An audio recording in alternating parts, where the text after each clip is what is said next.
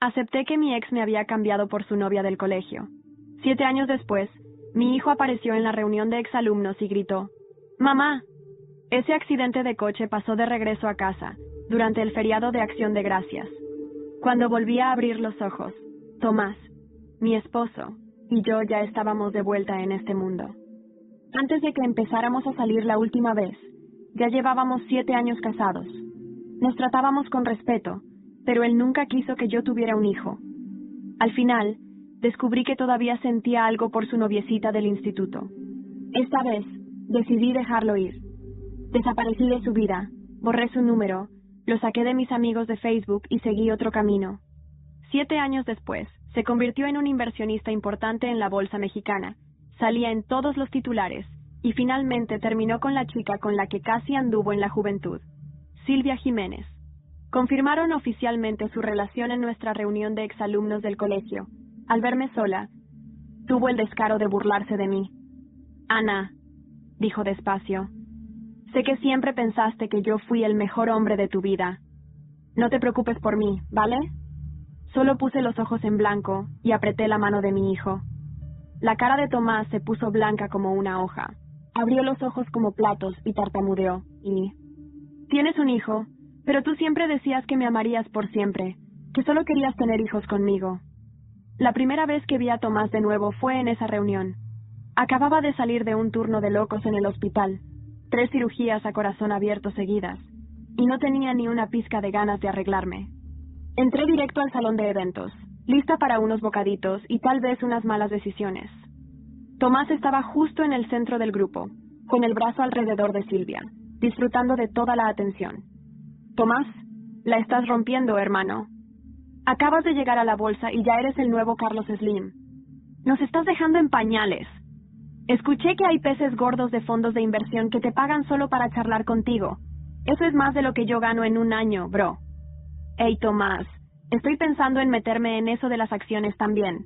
Tírame un dato caliente, ¿no?». Alguien dijo. «Entonces, Tomás, ¿tú y Silvia se van a casar o qué?». Tomás miró a Silvia con esa cara de tonto enamorado, como si ella fuera Frida Kahlo y él acabara de ver su obra maestra. «Sí. Vamos a comprometernos el 20 de diciembre. Más gritos y aplausos. Un hablador preguntó: «Y dime, Tomás, ¿todavía hablas con Ana?». «Ustedes eran la pareja top de aquella época. Escuché que tu primera canción era sobre ella». Cuando escuché mi nombre, vi que la sonrisa de Tomás se le desfiguró un poco. Silvia, a su lado, soltó una risita seca.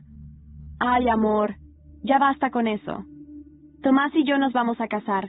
Esos amorcitos del colegio no duran. Ni los noviecitos de escuela». Él superó a Ana hace rato.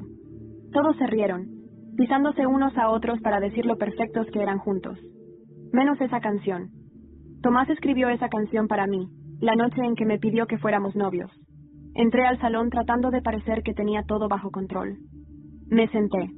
Un compañero con ojo de halcón me notó al instante. «Ana, ¿por qué tardaste tanto? Oye, ¿por qué estás en sudadera? ¿No podías haberte arreglado un poco? ¿Viniste directo del trabajo? ¿En qué andas?». Algunos casos de éxito ahí. Seguro alguien podría darme una mano. Un grupito me miró de arriba abajo, riéndose de mi ropa. Lo ignoré. Solo levanté la mano con una sonrisa leve, tratando de parecer presentable. Desde que entré, los ojos de Tomás no se apartaban de mí.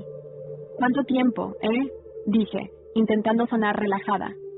Tomás parpadeó, con una expresión imposible de leer, y entonces se burló. «Ana, no has cambiado nada. Sigues siendo tan poco ambiciosa como antes». Silvia me lanzó una mirada que podría cortar leche. Apretó el brazo de Tomás, toda dulce y resplandeciente, como queriendo recordarle a todos quién era él. «Tomás, deja en paz a nuestra excompañera. Está haciendo lo mejor que puede. No hace falta restregarle en la cara que te hiciste rico». Me escaneó de pies a cabeza con una sonrisa afilada. «Pero en serio, Ana, ¿qué es esa ropa?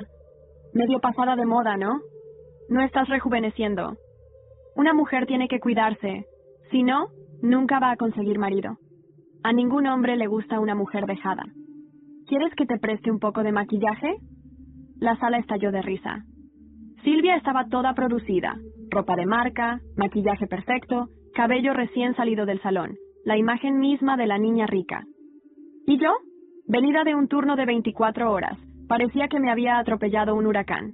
Llevaba un hoodie cómodo que compré en Soriana. Nada que ver. No, gracias, respondí. Estoy bien así, dije, y fui directo a la mesa del buffet. Sinceramente, me había ganado una comida decente. Mientras comía, Tomás se acercó todo creído y tiró un cheque de 200,000 pesos justo frente a mí. Solo es una ayudita, de amigo a amiga, dijo. Consíguete un trabajo decente. Cómprate ropa nueva. Aprende a quererte, Ana. Lo que pasó, pasó. Se quedó en silencio un momento, luego sacudió la cabeza. En fin, lo que quiero decir es, no dejes que el hecho de que me fui arruine tu vida, ¿ok? Levanté la vista, confundida. ¿Qué diablos hice la vez pasada para que se fuera así? Estábamos enamorados. Él con su sueño de la música, yo queriendo ser doctora. Dos hobbies caros. Alguien tenía que ceder. Y como una tonta, fui yo. Renuncié a la Universidad de Medicina y conseguí un trabajo. Mi sueldo financiaba su sueño. Fracasaba, se desanimaba, se ponía todo triste. Y ahí iba yo, acariciándole el cabello, diciéndole que todo iba a estar bien. Pensé que él sabía cuánto lo amaba. Hasta que un día pidió una guitarra nueva y le dije que no se podía. Se puso como loco y destrozó la vieja en pedazos. ¿Sabes qué? Si me hubiera ido a la universidad con Silvia, como ella quería, mi vida sería mucho mejor. Me arrepiento de haberme quedado contigo. Dejó la música poco después. Perdió su sueño. Y esas palabras, me arrepiento de haberme quedado contigo, no dejaron de sonar en mi cabeza durante años. Intenté una última vez. Lo abracé fuerte y susurré. Tomás, quiero tener un hijo. Él me empujó con una expresión de asco en la cara. Apenas podemos pagar las cuentas. Y ya te lo dije, odio a los niños. Y contigo, menos aún. Esas palabras mataron cualquier esperanza. Ese camión en la carretera, en el último feriado, hasta pareció una bendición. Le empujé el cheque de vuelta. No acepto dinero de desconocidos. Gracias, pero no. Gracias. Frunció el ceño, la mandíbula tensa. ¿Desconocidos? ¿Qué quieres decir con eso? Que yo compro mi ropa sola. Y sea cual sea mi trabajo, me llena. Estoy orgullosa de lo que hago. Ese dinero, dáselo a alguien que realmente lo necesite. Tomás apretó el cheque en su mano y se quedó ahí, paralizado. Silvia se acercó sigilosamente. Vio el cheque y pareció que le cayó el 20. Sus ojos brillaron, pero se obligó a sonreír. Ana, ¿por qué rechazas nuestra generosidad? Podemos hacer algo mejor. Estoy por abrir un salón de uñas en la Avenida Reforma. Puedo conseguirte un puesto como aprendiz. No es mucho, unos 100,000 pesos al mes, pero aprendes un oficio, y si algún día estás en aprietos, puedes abrir el tuyo. ¿Qué dices? Mejor que lo que haces ahora, ¿no? Seguí comiendo, tratando de ignorarlos. No, gracias. La sonrisa de Silvia no se movió, pero sus ojos eran puro hielo. Tomás apretó el cheque con más fuerza, con el desprecio escurriéndosele por la voz. Eres un caso perdido, Ana. No puedo hacer nada si prefieres seguir siendo infeliz.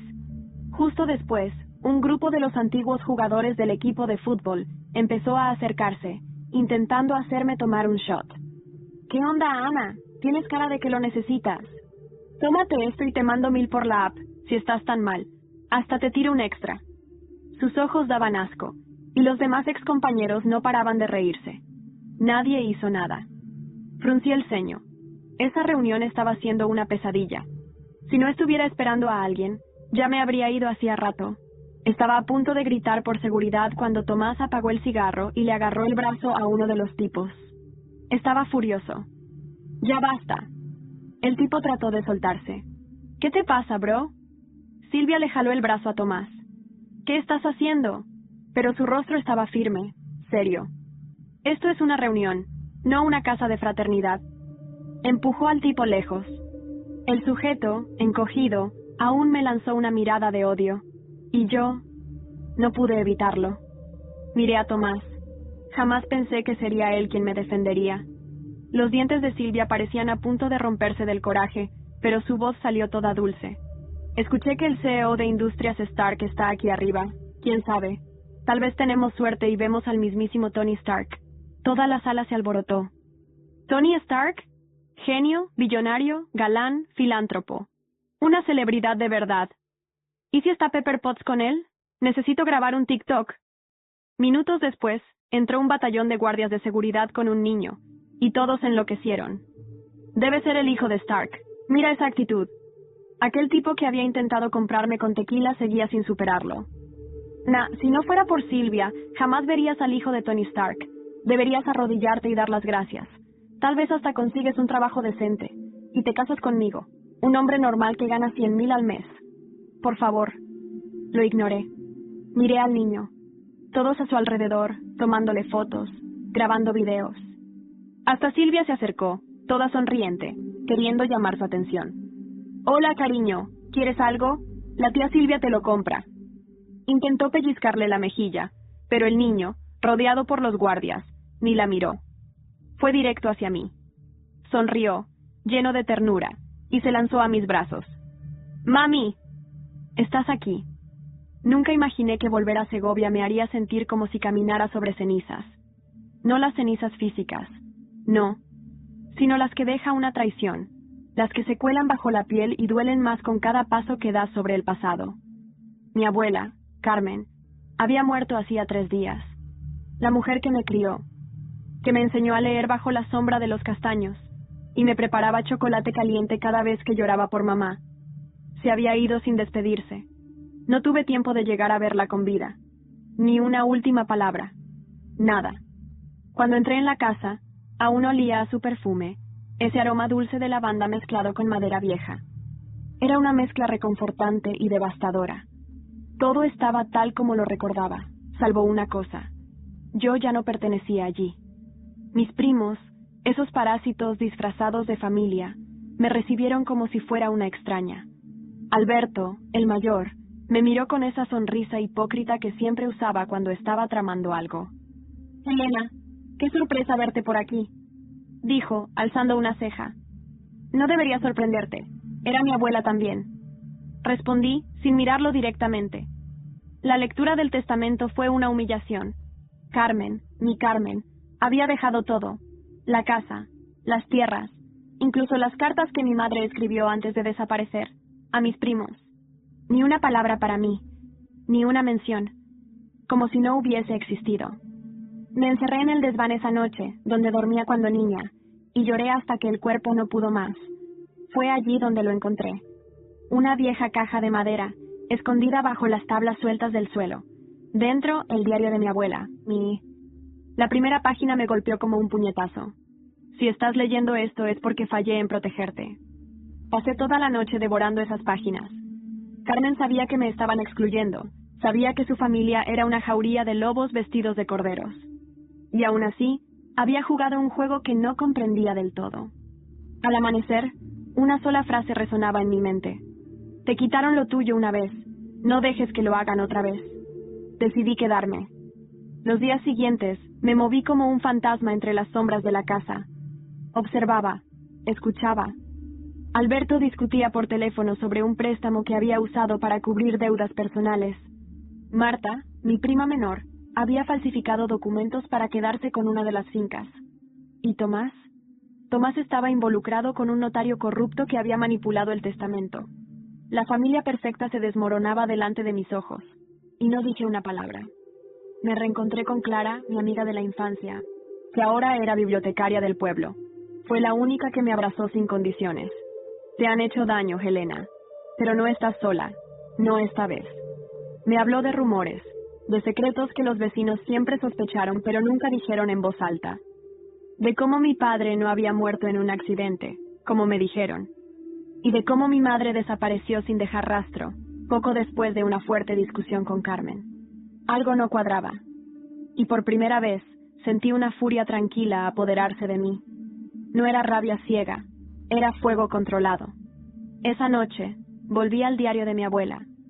En una de las últimas páginas, escrita con letra temblorosa, había una mención críptica. Si alguna vez necesitas la verdad, búscala donde todo comenzó. La casa de los Sauces, en Ávila. La casa de los Sauces, una propiedad que se suponía había sido vendida hacía décadas. ¿Qué podía haber allí? Me senté frente al espejo. Me miré a los ojos y dije en voz baja, Si queréis jugar sucio, jugaremos sucio. Fue en ese momento que mi móvil vibró. Un número desconocido. Contesté. ¿Elena? La voz era masculina, áspera, y reconocí algo en ella que no oía desde niña. No cuelgues.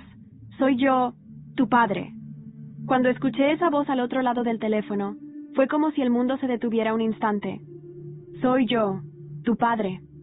Esas palabras perforaron cada una de mis cicatrices, como si alguien las tocara con manos heladas.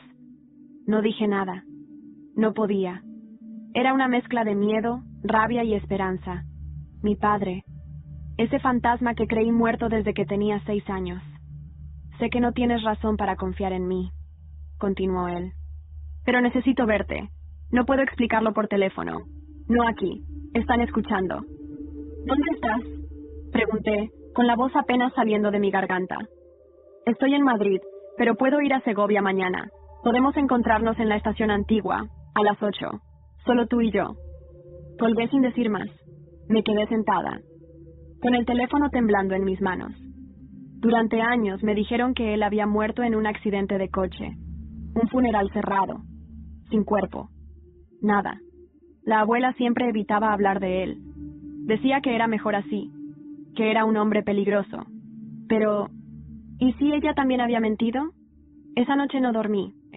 Caminé por la casa como un espectro, con los recuerdos viniendo a mí en oleadas. Su risa, sus manos fuertes, el último abrazo. ¿Cómo se puede vivir con la mentira de una muerte durante más de 20 años? A la mañana siguiente, me escabullí sin hacer ruido. Nadie debía saber. Tomé un taxi hasta la vieja estación, que estaba cerrada desde hacía años. Estaba vacía, rodeada de hierbas secas y muros grafiteados. Un lugar que encajaba perfectamente con una historia como la mía. Y ahí estaba él, más delgado, con el rostro surcado por arrugas y una barba gris mal cuidada. Pero esos ojos eran los mismos que me levantaban cuando caía. «Elena», dijo, dando un paso hacia mí. «¿Por qué?». Fue lo único que pude preguntar. «¿Por qué me dejaste creer que estabas muerto?». Me miró con una mezcla de dolor y culpa. «Porque me obligaron. Me chantajearon. Tu madre descubrió algo que no debía, y cuando intentamos salir, amenazaron con desaparecer a las 2. Carmen, tu abuela, lo sabía, pero no podía enfrentar lo que había ayudado a construir. Mi corazón latía con violencia. ¿Qué estaba diciendo? ¿Qué descubrieron?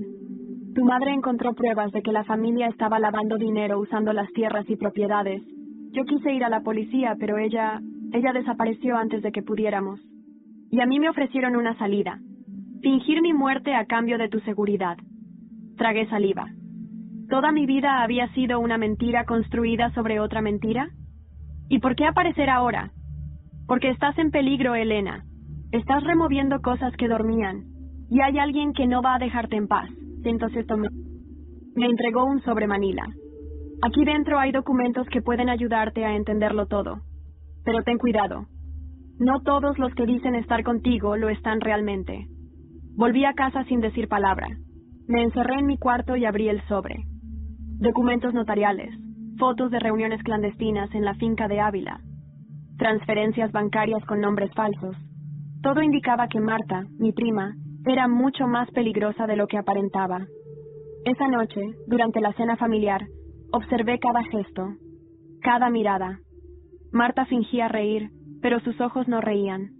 Alberto bebía más de lo normal. Y Tomás no podía dejar de mirar el móvil. Al terminar, me acerqué a Clara. Le mostré una de las fotos del sobre. Necesito que me ayudes a encontrar esta casa. Es en Ávila. Es la clave. Esa casa, dijo ella empalideciendo. Esa casa es conocida aquí.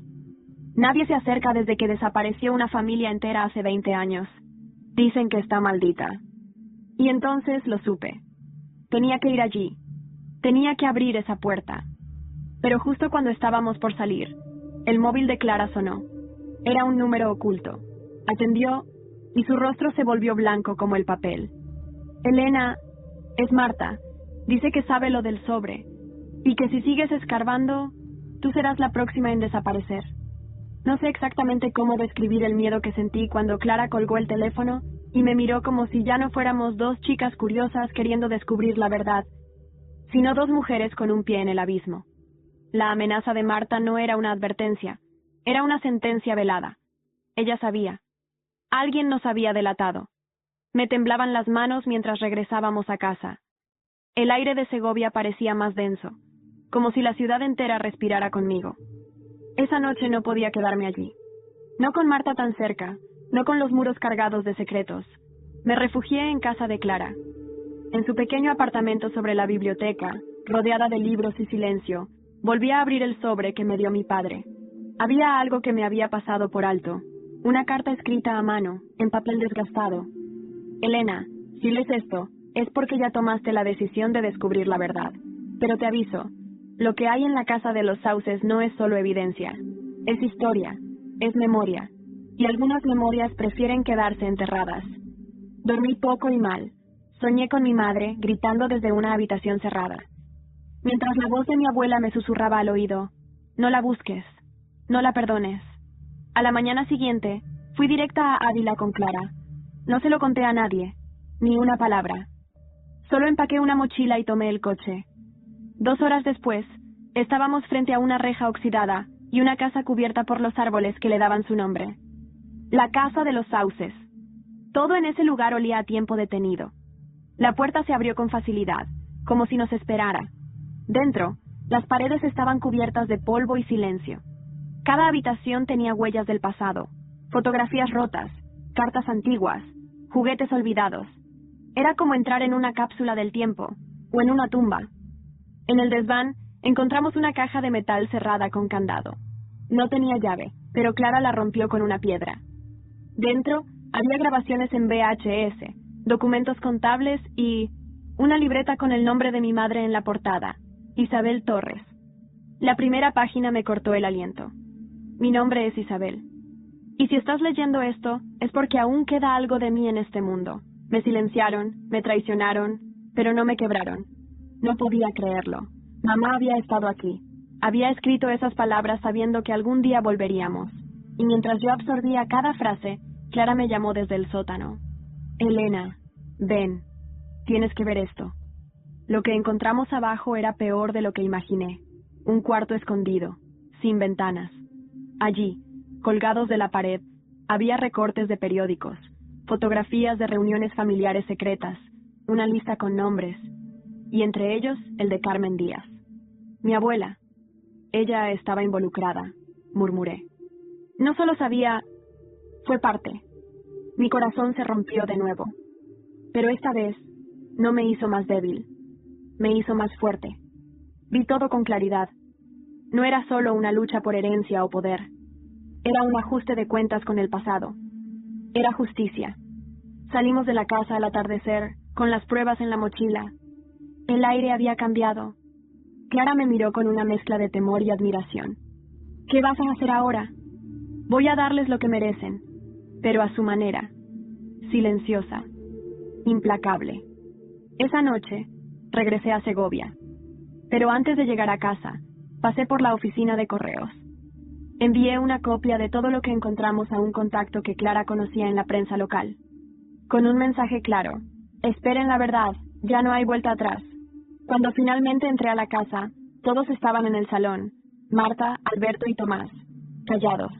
Me miraron como si supieran algo que yo aún no sabía. Elena, dijo Marta sonriendo como un gato frente a su presa. La policía vino hoy. Alguien ha hecho una denuncia, pero curiosamente, sobre ti.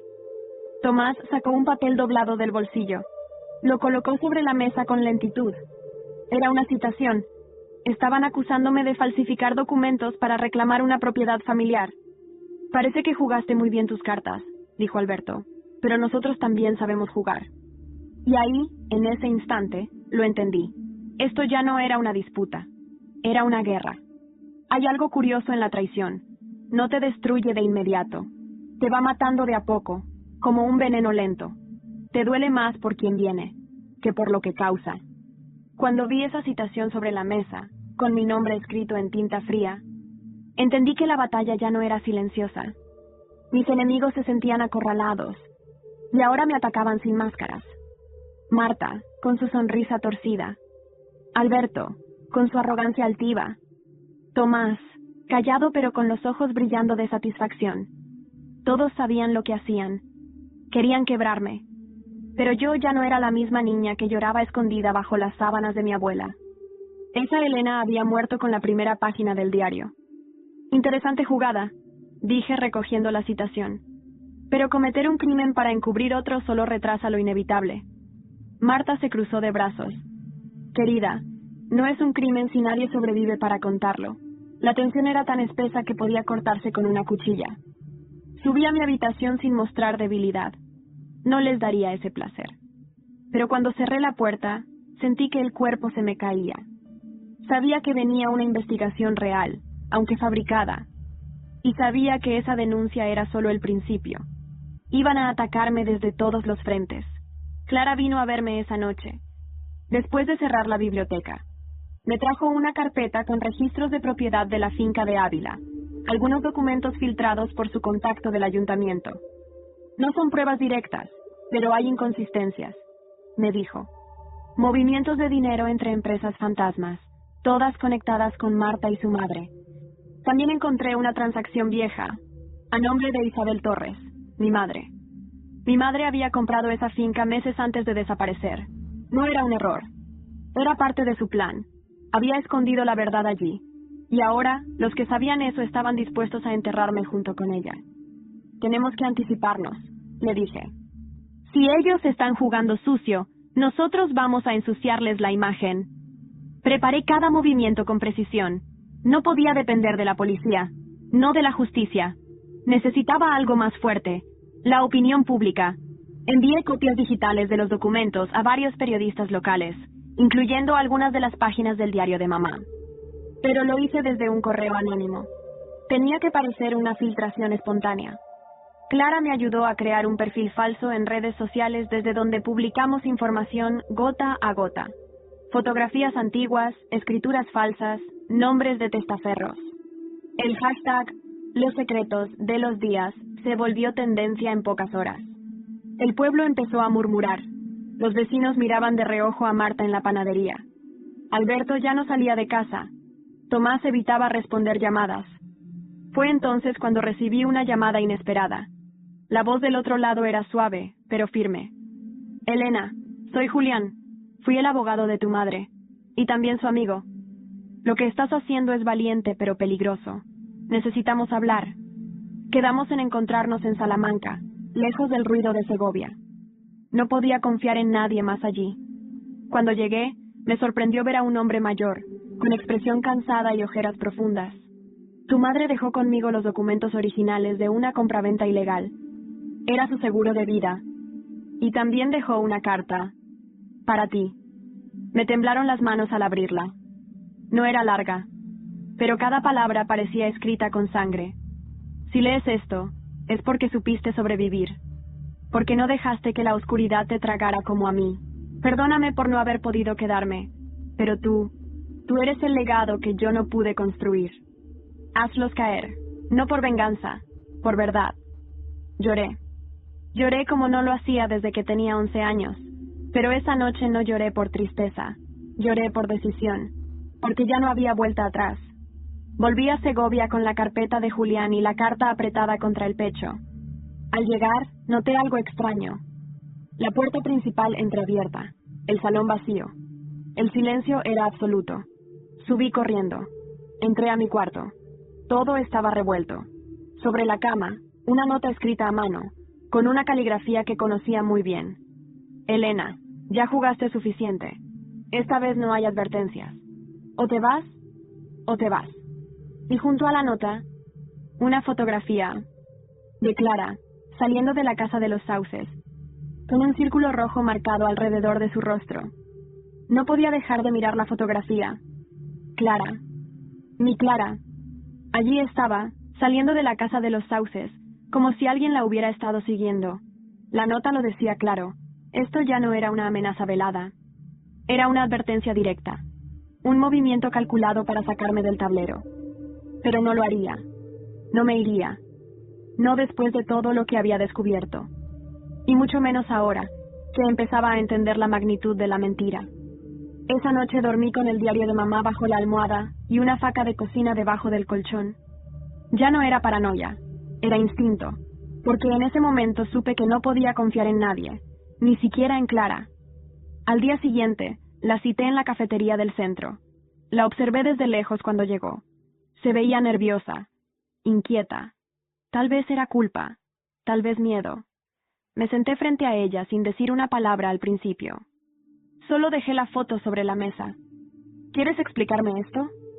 Sus ojos se llenaron de lágrimas casi al instante, y me odié por la parte de mí que aún quería creer en su inocencia. Elena, no sabía que me seguían, te lo juro. Fui allí porque pensé que había algo más que no encontramos. Quería ayudarte, de verdad. Pero alguien me vio, no sé quién, y después empecé a recibir mensajes, amenazas. ¿Por qué no me lo dijiste?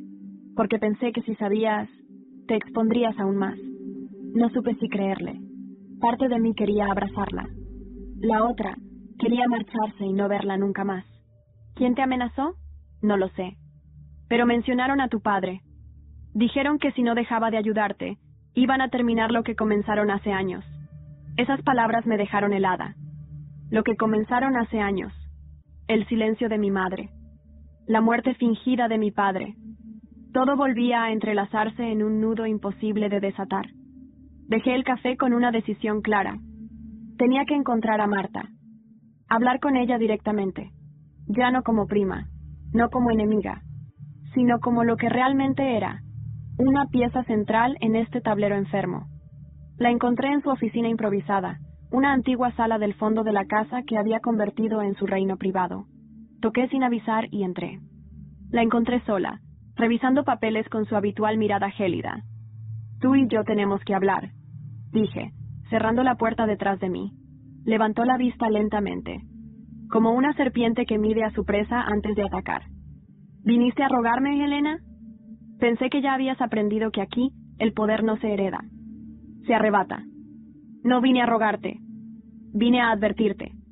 Tengo pruebas, no solo de los fraudes, sino de tu participación en la desaparición de mi madre. Sé que sabías, sé que estabas allí. Por primera vez vi algo romperse en su expresión. Un destello mínimo de desconcierto, pero fue fugaz. Tu madre era una estúpida, dijo, volviendo la mirada a los papeles. Se metió donde no debía, pagó el precio, como pagarás tú si sigues insistiendo. No soy mi madre, y no pienso desaparecer. Me acerqué, coloqué una grabadora sobre la mesa, la encendí. Todo esto está siendo grabado. Una copia irá a la policía, otra a la prensa. O hablas o caes sola. Entonces, sin previo aviso, Marta se levantó y me abofeteó con fuerza. La grabadora cayó al suelo. Mis mejillas ardieron, pero no me moví. ¿Crees que esto es un juego, Elena? Gruñó. No tienes idea de con quién estás tratando. La miré a los ojos, con el corazón latiendo en los oídos. No, Marta. Tú no tienes idea de con quién te metiste. Salí de allí sin decir más. Esa noche, mientras trataba de ordenar mis pensamientos, recibí una llamada del hospital de Salamanca. ¿Es usted Elena Díaz? Sí. ¿Qué ha pasado? Lamentamos informarle. Su padre ha sido ingresado en estado crítico. Fue atropellado esta tarde. No hay testigos. Sospechamos que no fue un accidente. Nunca pensé que volvería a ver a mi padre entubado, entre máquinas que pitaban como si contaran los segundos que le quedaban de vida.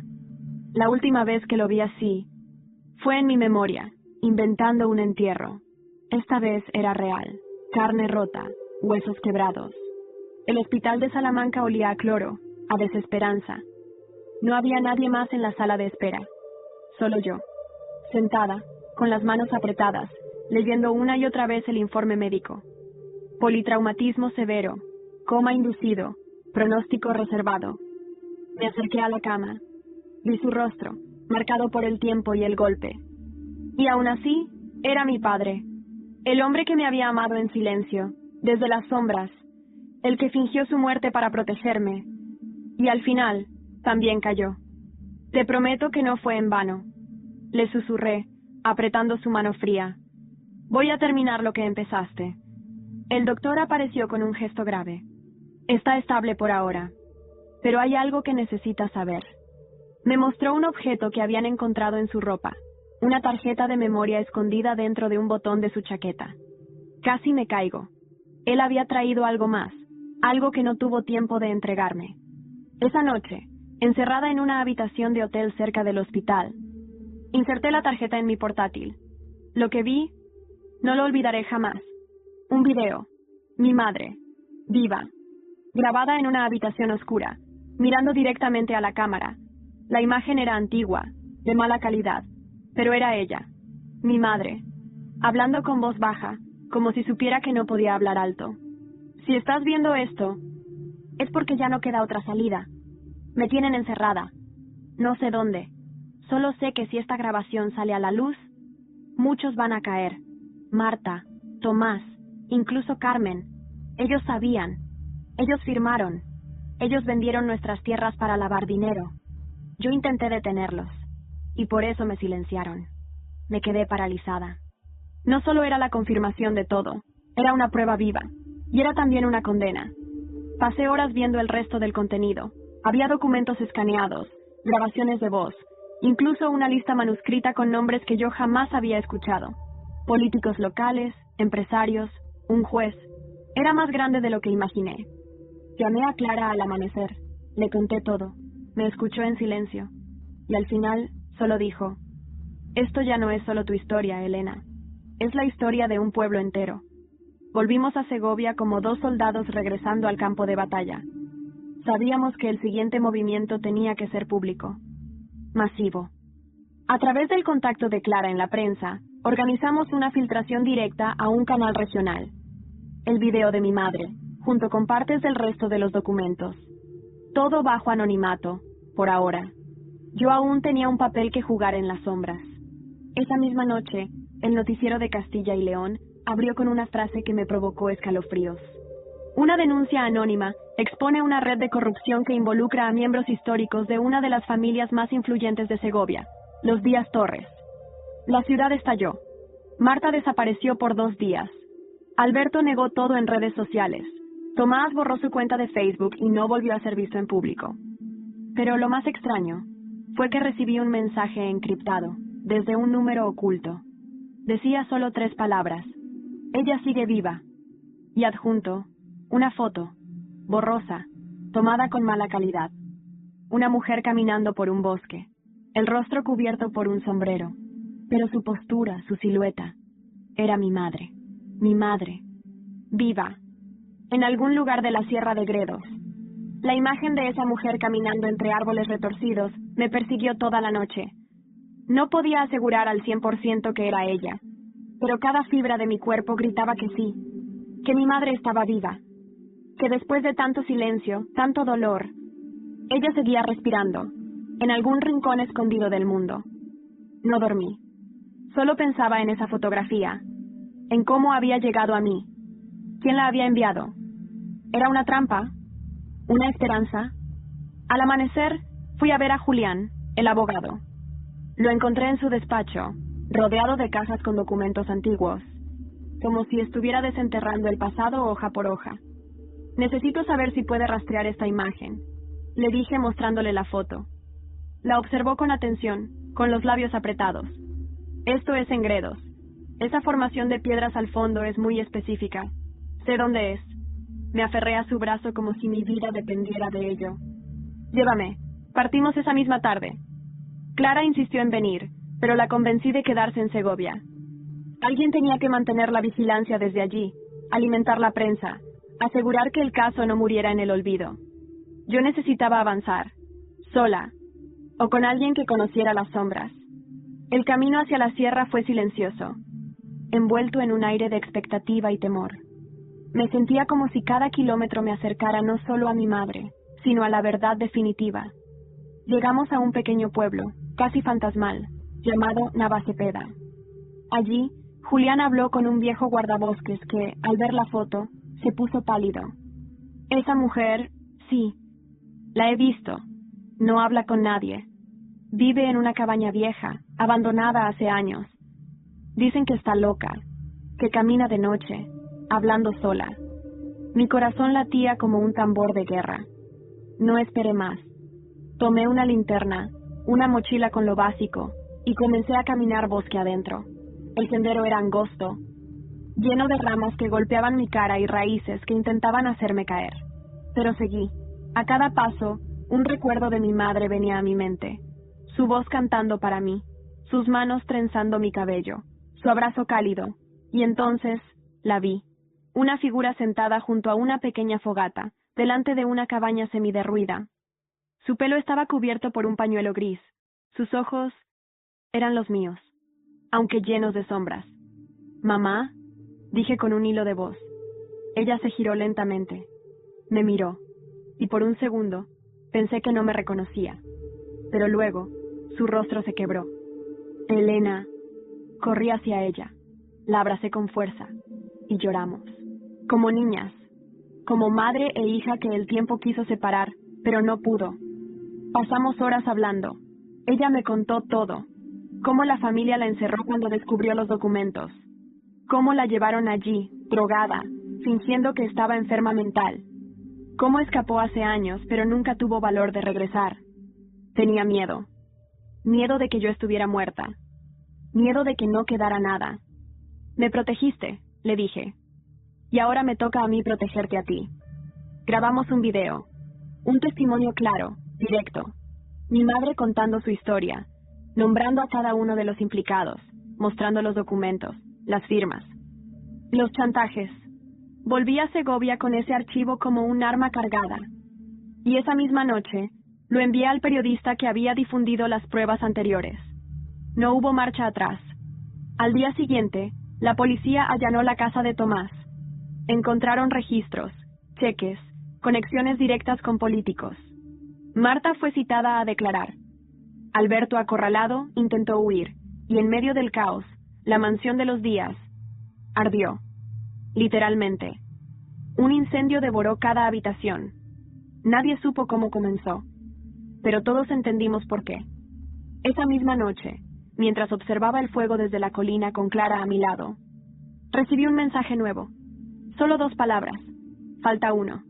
Y junto con ellas, una foto de Julián, en su despacho, con una cruz roja sobre su rostro. Falta uno. Esas 2 palabras me atravesaron el pecho como una daga. La foto de Julián, marcada con una cruz roja, quemaba en la pantalla de mi móvil.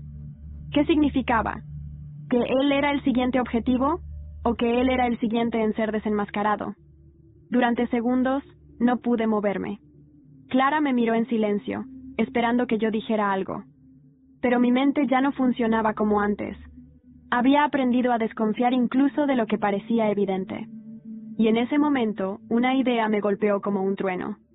¿Y si Julián nunca fue solo un aliado? Volvimos a casa en silencio. La mansión ya era una ruina humeante. Marta no apareció en la escena del incendio. La policía decía que estaba colaborando con la investigación, pero sabía lo que eso significaba. Había entrado en modo supervivencia. Lo peor aún estaba por venir. Esa noche, busqué en los documentos de mi madre cualquier referencia directa a Julián, y allí estaba, en una anotación al margen, en una de sus últimas páginas. Julián me dice que debo callar por ahora. Dice que es por mi bien. Pero ¿qué pasa si también está jugando su propio juego? Me sentí como si me faltara el aire. Todo lo que había hecho, lo que había creído, ¿era parte de otro plan, aún más retorcido? Decidí confrontarlo. No con gritos, no con acusaciones, con estrategia. Fui a su despacho fingiendo que no sabía nada, que solo necesitaba más apoyo legal para proteger el testimonio de mi madre. Me recibió con su habitual cortesía. Pero había algo diferente en sus ojos, como si supiera que el castillo de cartas comenzaba a desmoronarse. «Elena, lo que hiciste fue muy valiente, pero también peligroso. Has levantado demasiada tierra, y hay cosas que deberían quedarse enterradas». ¿Cómo qué? Como los nombres que no aparecen en los documentos. Como las firmas que nunca se registraron oficialmente. ¿Y tú estás entre esos nombres? El silencio fue su respuesta. «No te hagas la ingenua», dijo, al fin, con una voz más seca. «Tu madre se metió en una red demasiado grande. Y tú estás a punto de repetir su error. ¿Estás tratando de protegerme o de callarme. Se levantó, con una sonrisa amarga. A veces no hay diferencia. Saqué el móvil de mi bolso y presioné un botón. En altavoz, Clara escuchaba todo desde casa. Una pequeña precaución. Una necesaria. ¿Tú también firmaste esos papeles, Julián? ¿Tú también tomaste tu parte del botín? Y sí lo hice, respondió sin vergüenza. ¿Acaso tú no harías lo mismo si estuvieras en mi lugar? No. Eso es porque todavía no has perdido lo suficiente. Me marché sin mirar atrás. Sabía lo que tenía que hacer. Esa misma noche, Clara y yo enviamos el último paquete de pruebas. Documentos que relacionaban a Julián con 3 sociedades anónimas que sirvieron para desviar dinero desde cuentas del patrimonio Díaz. También incluimos las grabaciones de nuestra conversación. Cuando salió la noticia en los portales de madrugada, las reacciones fueron inmediatas. Julián fue detenido a las 8 de la mañana. Lo encontraron destruyendo archivos. No dijo ni una palabra a los periodistas. Solo bajó la cabeza y se dejó llevar. Una parte de mí se rompió ese día. No solo por descubrir que alguien más me había traicionado, sino porque ya no me sorprendía. Me estaba acostumbrando a la podredumbre, al dolor, a vivir como si todos tuvieran algo que esconder. Pero lo que no esperaba fue lo que sucedió después. Recibí una llamada desde un número desconocido. Contesté, temblando. Elena, soy Marta. ¿Qué quieres? Te odio, dijo con la voz ahogada. Pero también quiero vivir. Te voy a dar algo. A cambio, quiero inmunidad. ¿Qué tienes? La ubicación exacta del lugar donde tuvieron a tu madre.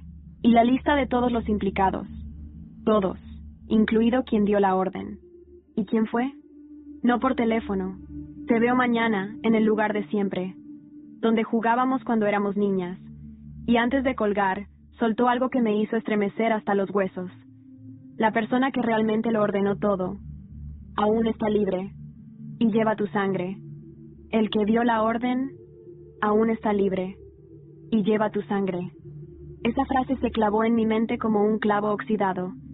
Marta no era de soltar palabras al azar, y si me lo estaba diciendo así, con ese tono de voz quebrado, era porque la verdad que iba a escuchar dolía más de lo que cualquiera de sus mentiras había hecho. Esa noche, no pude dejar de pensar en mi infancia. En los veranos en la casa familiar, cuando aún éramos niñas. Jugábamos en el viejo columpio, construíamos cabañas con sábanas, comíamos helado robado del congelador. Marta y yo éramos amigas, antes de que la ambición nos separara, antes de que los adultos nos enseñaran a traicionar. Clara me acompañó al lugar del encuentro, el parque de robles en las afueras de Segovia, donde solíamos escondernos de las broncas familiares.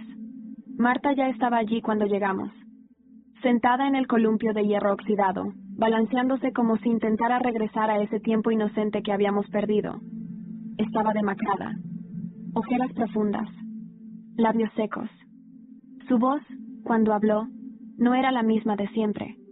Gracias por venir. No vine por ti, dije. Vine por la verdad. Lo sé. Me entregó una carpeta.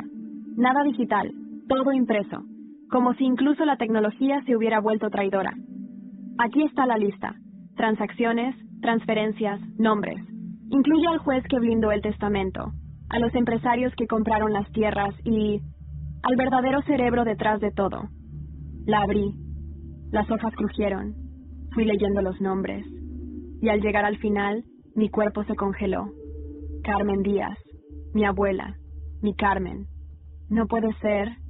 Ella lo inició todo, susurró Marta. Fue ella quien vendió la idea.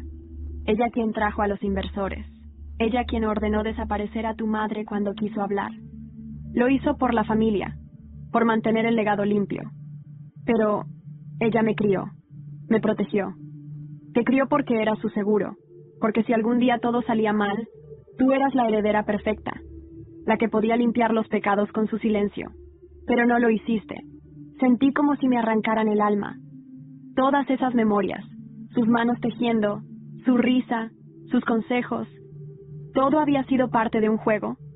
¿Me quiso alguna vez? ¿O solo fui una ficha en su tablero?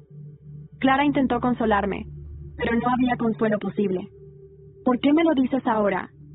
Porque estoy cansada de vivir con miedo. Porque tú...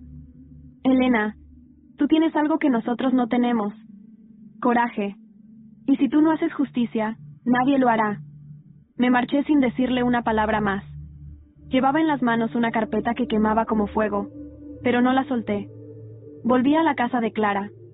Llamé al periodista. Le conté todo. Le envié las copias digitalizadas de los documentos. Y cuando me preguntó si estaba segura, le dije que sí. Quémalo todo. A la mañana siguiente, el titular lo decía claro. Carmen Díaz, la matriarca que construyó un imperio sobre el silencio y el dolor. El pueblo quedó en shock. Muchos se negaron a creerlo. Otros lo sospechaban desde hacía tiempo. Pero ya no se podía ocultar. Esa misma noche, volví al cementerio. Me arrodillé frente a la tumba de Carmen. Dejé una flor blanca. Y por primera vez, no lloré. Fuiste muchas cosas para mí, susurré. Pero hoy, dejo de ser tu sombra. Me levanté. Y al darme la vuelta vi una figura esperándome en la entrada. Era mi madre. Había salido del escondite. Había decidido vivir. Nos abrazamos bajo el cielo oscuro. Y en su mirada encontré algo que no había tenido en mucho tiempo. Paz. ¿Y ahora qué vas a hacer?, me preguntó. Ahora voy a escribirlo todo, para que nadie más pueda reescribir nuestra historia. Y justo cuando creí que todo había terminado, recibí una llamada, una voz joven, nerviosa. ¿Eres Elena Díaz? Sí. ¿Quién eres? Soy hijo de Tomás, y tengo algo que debes ver, algo que mi padre escondía en su despacho. No todo ha salido a la luz. Cuando aquel chico, el hijo de Tomás, me pidió que nos viéramos, no sabía si debía confiar en él. Pero la forma en que habló, tan tembloroso, tan urgente, algo en su tono me hizo saber que era real. Nos encontramos en un banco de piedra, al borde del acueducto. Él llegó solo, con una mochila apretada contra el pecho. No debía tener más de 18 años. Sus ojos eran idénticos a los de su padre, pero estaban llenos de vergüenza. No soy como él, me dijo apenas se sentó. Le creí. Sacó de la mochila una carpeta azul. Más documentos. Más secretos. Fotografías de reuniones clandestinas. Grabaciones de audio de Tomás hablando con inversores y funcionarios corruptos. Pero lo más impactante fue una carta, escrita por Tomás antes de que intentara fugarse. Si estás leyendo esto es porque todo cayó. No me arrepiento de lo que hice, pero sí de cómo te fallé. No supe protegerte del veneno de esta familia. Ojalá puedas perdonar lo que nosotros no supimos detener. Guardé todo con cuidado. Ya no era venganza lo que sentía. Era una responsabilidad. Tenía el deber de dejar cada pieza en su sitio. No por mí, por todos los que sufrieron en silencio. Los días siguientes fueron una tormenta mediática. La justicia inició un proceso formal contra Marta, Tomás y Alberto. Los tres fueron procesados. Marta hizo un acuerdo y delató a todos los implicados del círculo externo. Tomás fue condenado a 6 años de prisión por fraude y asociación ilícita. Alberto, que intentó huir, fue capturado en Portugal y extraditado. Julián, el abogado, perdió su licencia. Aguardaba su juicio en una cárcel de Salamanca. A pesar de su silencio, sus documentos hablaban por él. Yo decidí desaparecer del foco. No quería fama, no quería reconocimiento. Solo paz. Escribí un libro, una crónica con todo lo ocurrido. Lo titulé Herencia de Fuego.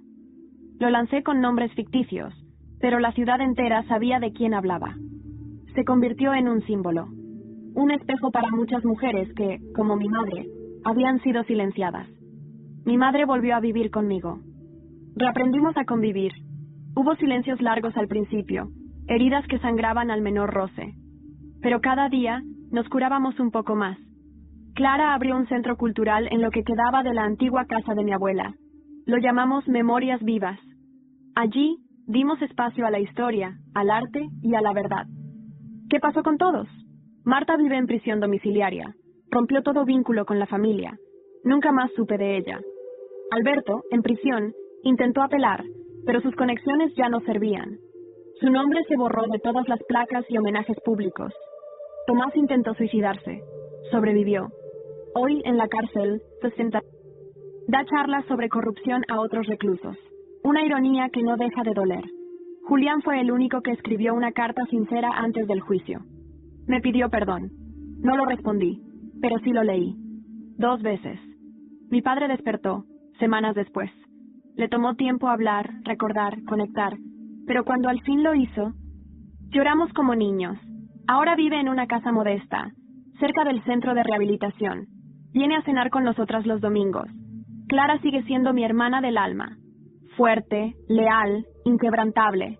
A veces la veo llorar en silencio cuando ve a las niñas del centro leyendo mi libro. Dice que al menos algo bueno salió de tanto dolor. Y yo, he cambiado. Ya no me asusta la oscuridad, porque aprendí a caminar con ella al lado. Ahora doy charlas, escribo, escucho, acompaño a quienes aún están buscando su voz. Y cada vez que una mujer me mira con los ojos llenos de rabia o esperanza, sé que Carmen Díaz no ganó. Yo gané. Ganamos todas. Hoy, mientras escribo estas últimas líneas, el viento sopla fuerte afuera, como si la ciudad también quisiera cerrar este capítulo conmigo. Y pienso en lo que diría mi abuela si pudiera verme ahora. Quizás que soy una ingrata, o quizás que fui más fuerte de lo que ella se atrevió a hacer. Cierro el cuaderno. Y susurro al aire.